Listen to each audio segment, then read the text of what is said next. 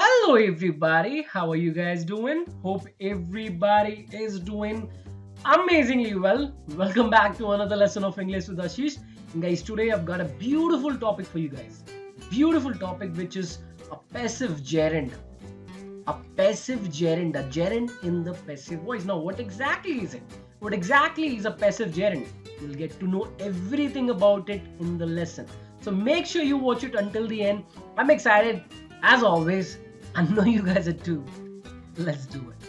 All right, everybody, now let's understand what exactly a passive gerund is. See, guys, a passive gerund or a gerund in the passive voice is a progressive form of a verb ending with ing, like talking, like sleeping, like eating. All right, a verb ending with ing, a progressive form of a verb.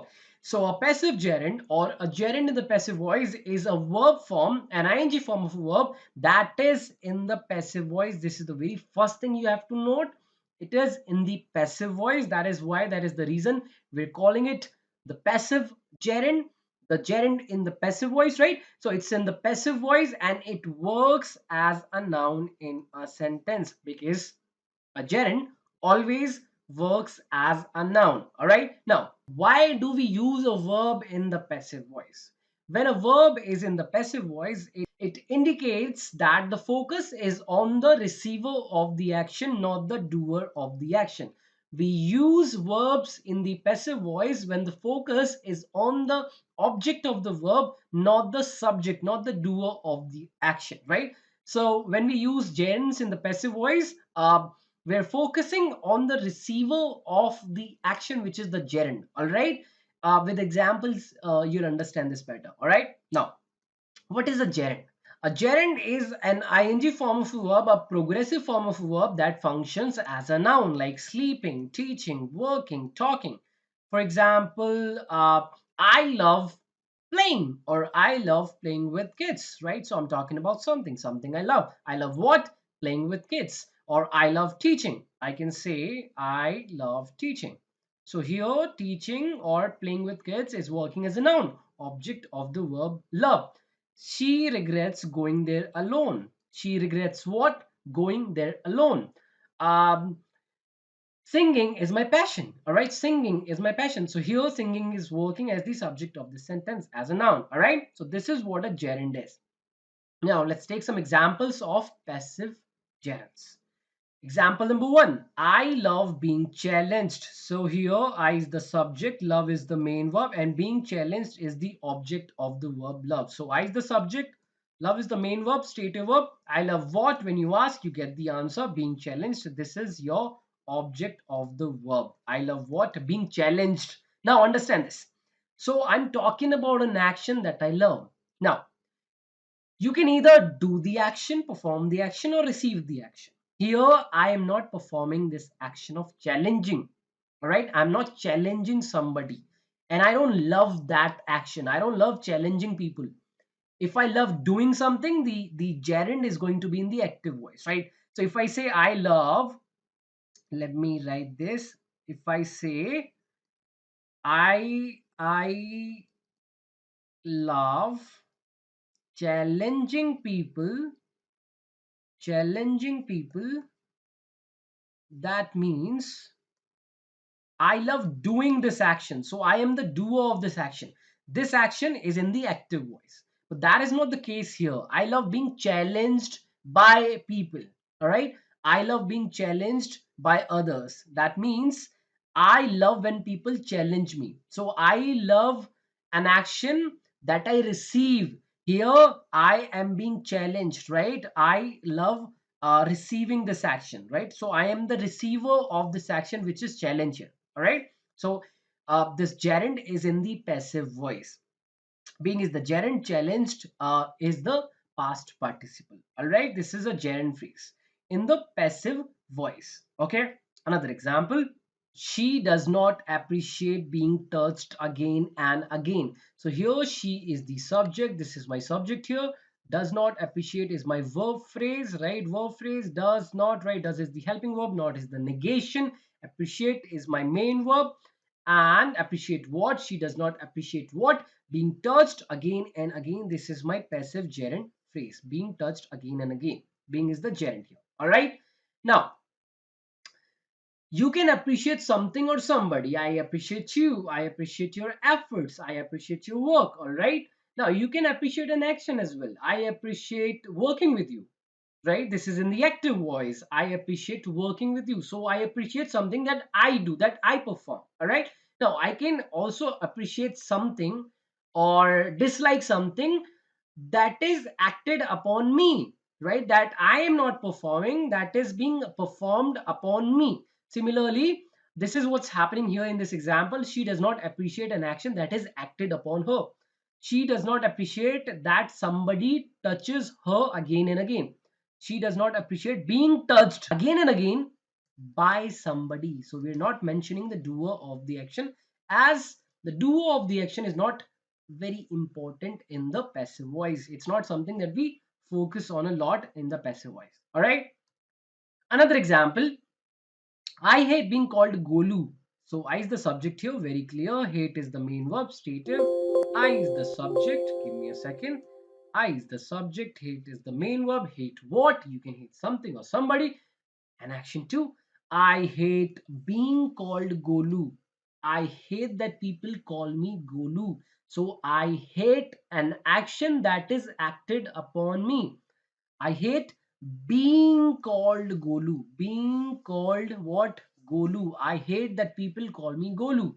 All right, now, if this were in the active voice, this would be like, I hate calling you or somebody Golu.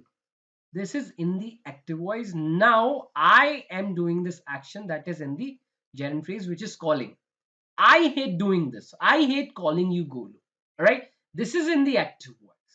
But in the passive voice, the action is acted upon you. All right. You don't perform the action. The action is acted upon you. All right. Now, there are two types of passive gerunds. A passive gerund has two forms, simple gerund and perfect gerund. Both the gerund forms can be either in the active voice or passive voice.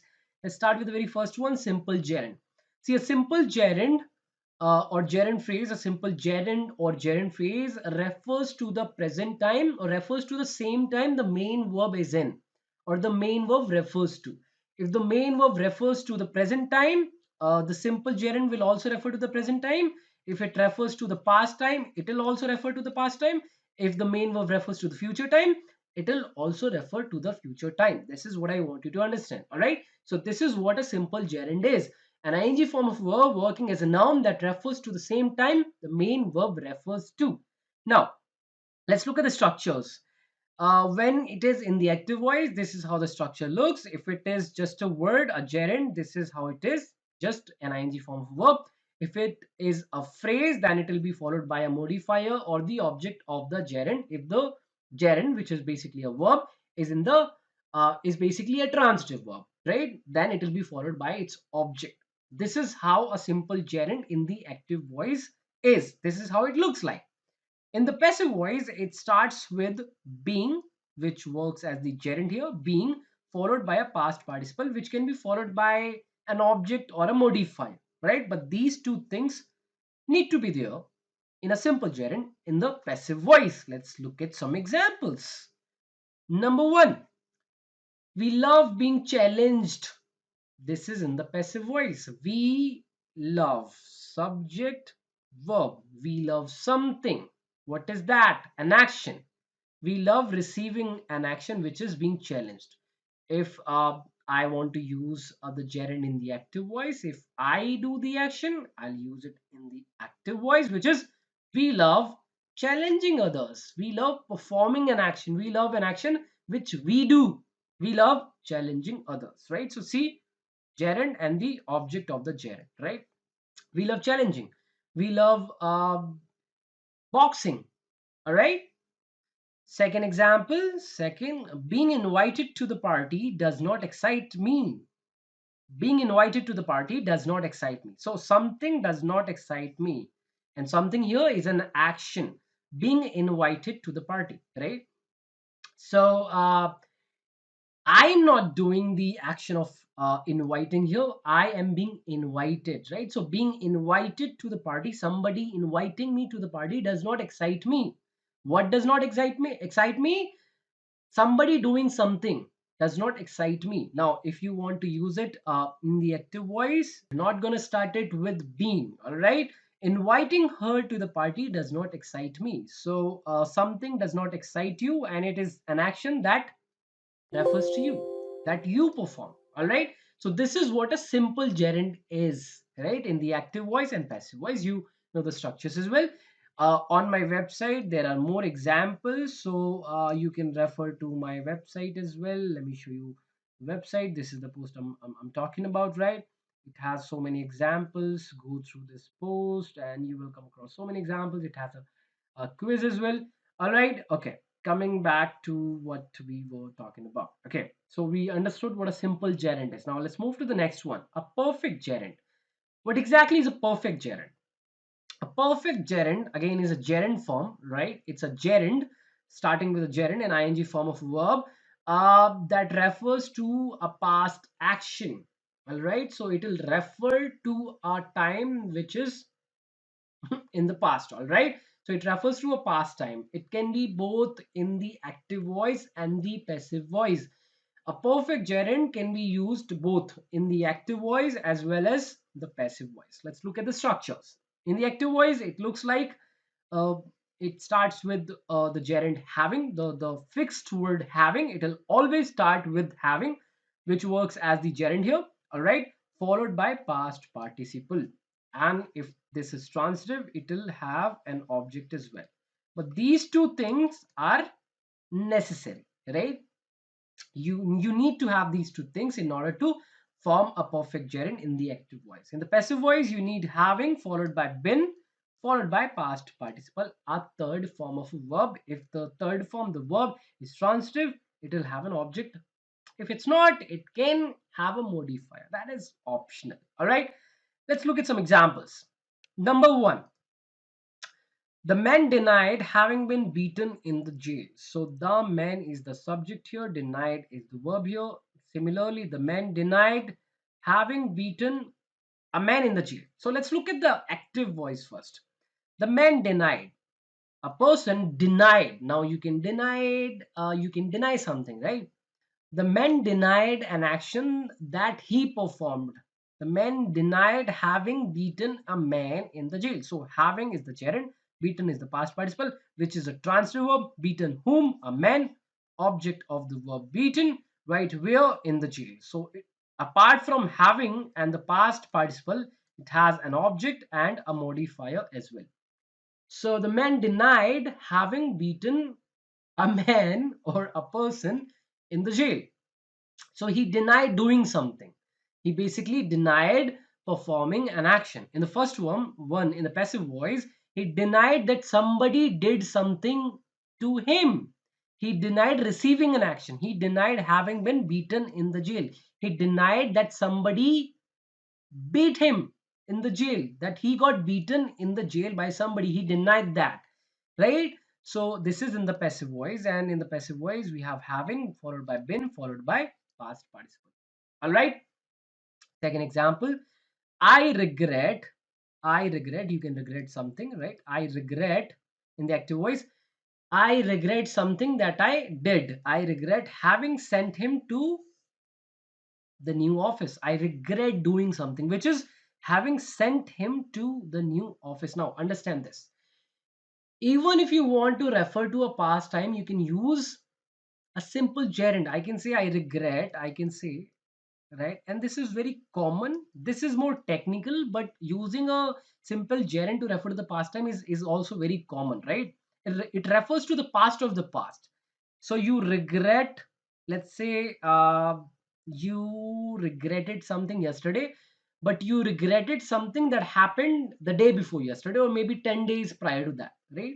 So this refers to the past of the past, all right? So I regret sending him, this is in the simple form, I regret sending him to the new office. So this is in the simple gerund form, simple form. I regret sending him to the new office.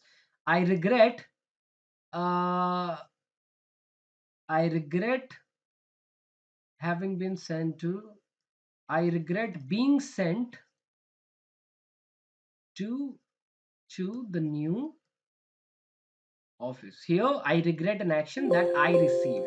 This is in the passive voice in the simple form, simple gerund form, right? But here we have the perfect gerund form. I regret having been sent to the new office by somebody, since this is in the passive voice.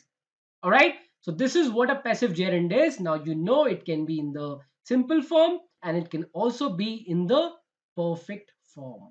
All right.